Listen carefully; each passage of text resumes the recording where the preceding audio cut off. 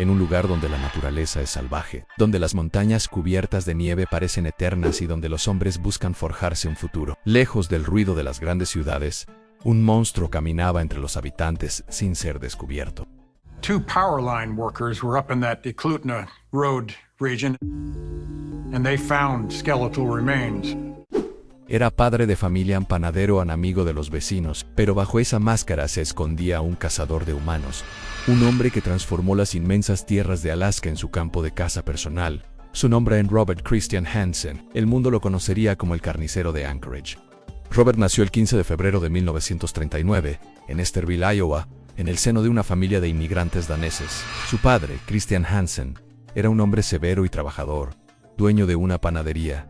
Quería que su hijo siguiera sus pasos. Su madre, Edna, era callada y sumisa, casi invisible en la dinámica familiar. Desde niño, Hansen mostró dos grandes marcas: una tartamudez severa que le impedía comunicarse con normalidad, un acné desfigurado que dejaba cicatrices profundas en su rostro. En la escuela, los niños lo ridiculizaban constantemente, las niñas lo ignoraban, y los profesores lo describían como callado, extraño, reservado.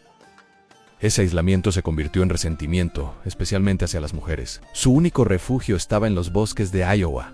Allí, con su arco y su rifle, descubrió una pasión obsesiva a la caza. El poder de acechar, controlar y matar animales le daba un sentimiento de dominio que nunca experimentaba en su vida social. Mientras sus compañeros descubrían el amor, la amistad y la juventud, Robert se encerraba en su mundo de caza y fantasías violentas. La frustración acumulada creció hasta transformarse en odio hacia las mujeres. Ese odio sería el motor de su vida criminal. A los 21 años, Hansen reveló su lado destructivo al incendiar un almacén de autobuses escolares en Pocahontas. El motivo, una mezcla de venganza y resentimiento contra su comunidad. Fue arrestado y condenado a prisión. Allí, psiquiatras lo diagnosticaron con trastorno bipolar y esquizofrenia atípica, aunque quedó claro que sabía distinguir entre el bien y el mal. Cumplió una condena reducida y salió en libertad condicional. Poco después, se divorció de su primera esposa y decidió buscar un nuevo comienzo en otro lugar. A mediados de los años 60, Hansen se mudó a Anchorage, Alaska. Allí se volvió a casar y formó una familia más estable. Abrió su propia panadería, que pronto prosperó. Sus vecinos lo describían como un hombre trabajador, amable y servicial. Participaba en la iglesia local, llevaba a sus hijos a la escuela y se presentaba como un modelo de ciudadano. Pero en paralelo cultivaba su verdadera pasión a la caza de trofeos. Poseía una avioneta Piper Super Cub con la que exploraba los parajes salvajes de Alaska. Ganó premios oficiales y aparecía en revistas de caza. Nadie sospechaba que ese mismo paisaje salvaje sería el escenario de sus crímenes. En los años 70, Hansen había perfeccionado su fachada. Padre de familia, dueño de una panadería exitosa, cazador premiado, incluso con récords en caza con arco, miembro activo de la comunidad. Pero bajo esa imagen, seguía sintiéndose el mismo adolescente rechazado. Para él, las trabajadoras sexuales y bailarinas de clubes nocturnos eran un blanco perfecto a mujeres marginadas, cuya desaparición rara vez despertaba la atención inmediata de las autoridades.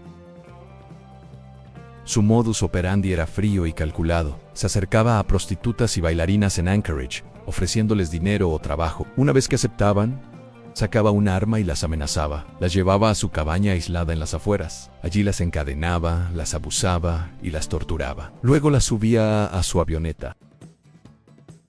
Una vez en el desierto helado de Alaska, les daba una falsa oportunidad de huir, para cazarlas como si fueran animales. Y usaba arco, siguiendo a sus víctimas mientras ellas corrían aterradas entre los bosques y la tundra. Cuando finalmente las alcanzaba, las ejecutaba. Después, enterraba los cuerpos en lugares remotos y marcaba cada sitio con una cruz en un mapa secreto. Imagina estar sola, en medio de la tundra de Alaska, el viento helado cortando tu piel. Un hombre armado te observa a distancia, te da unos segundos de ventaja y comienza la caza. Ese fue el terror que vivieron muchas de las víctimas de Hansen. Algunas corrían desesperadas, otras caían de rodillas suplicando. Para él, el miedo era parte del juego. Su mapa macabro llegó a marcar 37 lugares diferentes. Mientras asesinaba en secreto, Hansen mantenía su rutina pública, atendía su panadería cada mañana, sonreía en la iglesia, llevaba a sus hijos a pasear, competía orgulloso en concursos de caza. Nadie imaginaba que el panadero de Anchorage era también un asesino serial con una de las cacerías más retorcidas de la historia. En junio de 1983, Hansen cometió su gran error. Secuestró a Cindy Paulsen, una bailarina de 17 años. La encadenó y abusó de ella en su cabaña. Luego intentó llevarla a su avioneta, pero Cindy logró escapar, corriendo por la carretera con las esposas aún en las muñecas. Un camionero la recogió y la llevó a la policía. Al principio, los agentes dudaron de su testimonio. Robert Hansen era un vecino respetado, propietario de una panadería, pero los detalles que Cindy aportó, la descripción de la avioneta, la cabaña y el comportamiento del agresor, coincidían con Hansen. Ese testimonio sería la clave para destapar toda su red de crímenes. La policía local pidió ayuda al FBI. El agente John Douglas, pionero en el perfilado criminal, fue consultado. Su análisis fue certero. El asesino era un hombre respetado, casado y con hijos, con gran conocimiento de la caza y la naturaleza, alguien con aviones y acceso a zonas remotas. Todas las características coincidían con Robert Hansen. Con esta información, la policía obtuvo una orden de registro para su casa y su cabaña. Durante el registro en 1983, los agentes encontraron joyas de varias mujeres desaparecidas, armas escondidas en su casa y, lo más impactante, un mapa aeronáutico con 37 cruces. Cada cruz correspondía a un lugar remoto donde Hansen había enterrado a sus víctimas. Posteriormente, la policía logró recuperar más de 17 cuerpos. Ese mapa se convirtió en la pieza clave de la acusación. Cuando los investigadores confrontaron a Hansen con el mapa lleno de cruces y las joyas pertenecientes a mujeres desaparecidas, su fachada de panadero respetable se derrumbó. Al inicio, negó con frialdad. Insistía en que las joyas eran regalos de su esposa y que el mapa no tenía importancia. Pero los agentes sabían que tenían la pieza clave. El testimonio de Cindy Paulsen, sobreviviente directa, coincidía en cada detalle. Troopers went up there and examined the scene, and they found skeletal remains and clothing, jewelry, some high-top red boots, but nothing to help them really identify exactly who she was. In this case, she was most likely a young girl, maybe late teens. This particular female victim was stabbed in the back. Then they started doing facial reconstruction, and she got the name Eklutna Annie.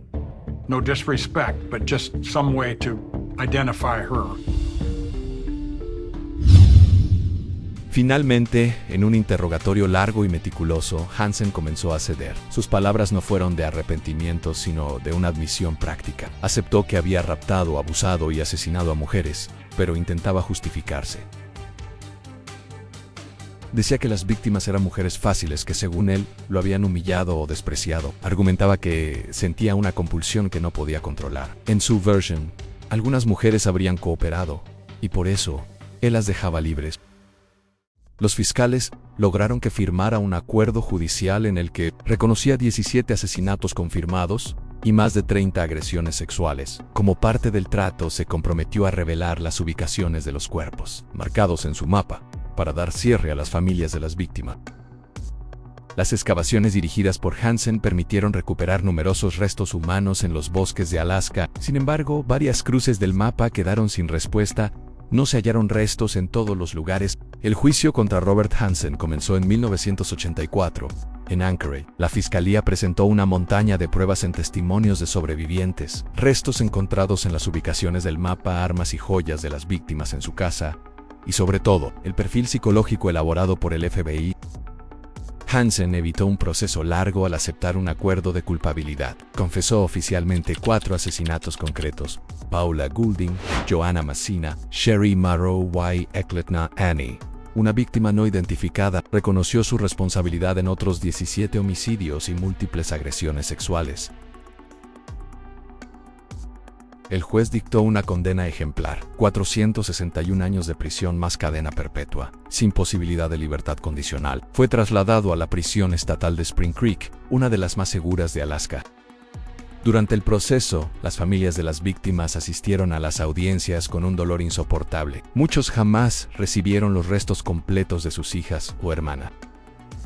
El impacto social fue enorme. El caso evidenció 2 problemas graves en Alaska: la vulnerabilidad de las trabajadoras sexuales y la falta de atención policial hacia sus desapariciones. El poder del perfilado criminal El análisis del FBI resultó ser exacto y fue clave para atraparlo.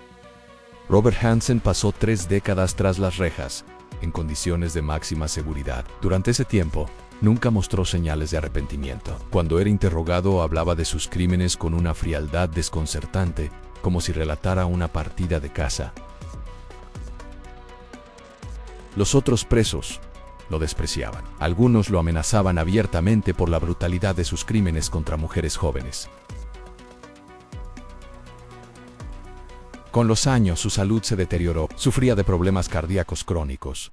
Tenía hipertensión severa. Estaba diagnosticado con diabetes tipo 2. A los 75 años, fue trasladado desde Spring Creek a un hospital en Anchorage. Allí falleció el 21 de agosto de 2014 por complicaciones médicas. Su muerte fue recibida con un silencio amargo. Las familias de las víctimas dijeron que, aunque se cerraba un ciclo, Hansen se había llevado a la tumba secretos sobre el número real de mujeres asesinadas. Para muchos en Alaska, el caso sigue siendo una herida abierta, un recordatorio de que la ciudad tranquila de Anchorage escondía un monstruo bajo el disfraz de un vecino ejemplar. Hasta hoy, el mapa del horror hallado en su casa continúa siendo uno de los documentos más perturbadores en la historia criminal de Estados Unidos. In 2020, they produced a new rendering of Eklutna Annie, and there's still hope to identify the victim. I hope that someday they solve that. But there's a lot of families that still don't have closure. I think why I couldn't read him. And that's the only guy I ever know that I couldn't read. Had I been able to read him, maybe I could have stopped him a lot earlier than he finally got stopped. And maybe saved some of those girls.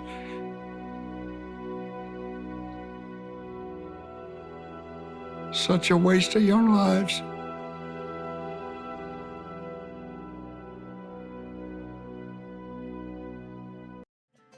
El caso de Robert Hansen nos recuerda que los monstruos no siempre se esconden en la oscuridad. A veces hornean pan en las mañanas, sonríen a sus vecinos, saludan en la iglesia y por las noches cazan a seres humanos como si fueran simples animales.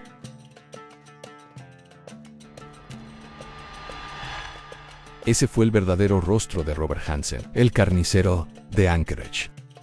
Suscríbete y dale like para no perderte más historias basadas en hechos reales. Nos vemos en el próximo video.